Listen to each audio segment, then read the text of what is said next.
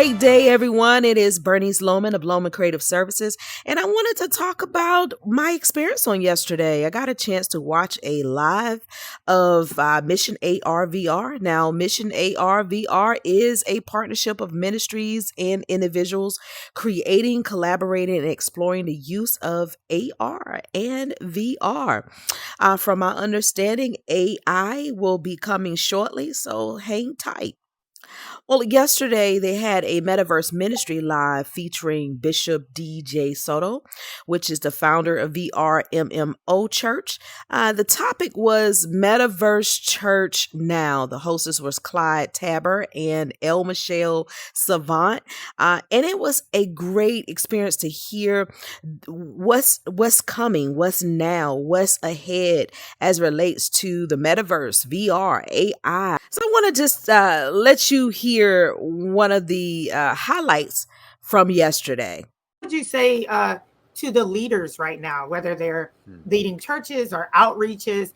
Like, would we all agree that digital is absolutely a must, doing something digitally, whether it's through the web or on social media? I guess we would all agree that, yeah, you need to be doing that or leaning into that but how would you approach someone who this is foreign to, like the metaverse? Would you say this is necessary right now? Yeah. So let me, if you don't allow me to unpack that a little bit, because that's a tough question for a couple of reasons. I love the church, and I am let's say, product of the church. I'm heavily ingrained into the ecosystem and the ambiance and the synergy of what the church is. As I've done that, I also observe that the church has a laggard mentality when it comes to technology, when it comes to anything new and different. So what's difficult about the question, and also trying to be authentic in the answer, is to say my observation and most of my conversations are with people that are gripping onto the past. Like they just the whole idea. I had a pastor say to me, like, I'm glad I'm retiring this year, like to even mess with VR, the metaverse. And so you see that attitude reflected all over.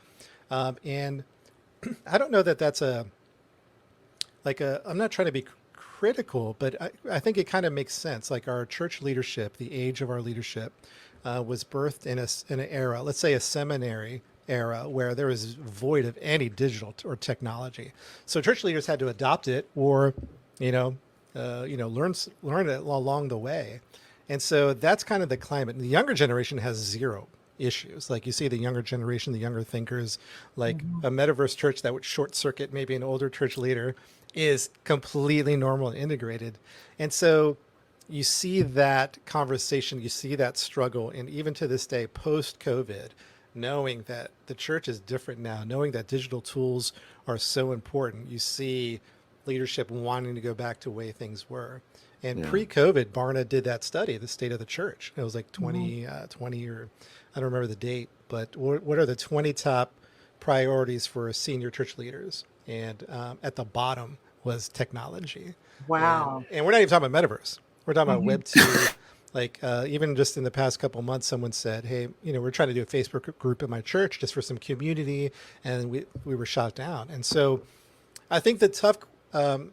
short story long, the tough thing about that question is churches still haven't even gotten Web 2 down for the most part. Their websites are a little rough. They're not embracing streaming, social media communities.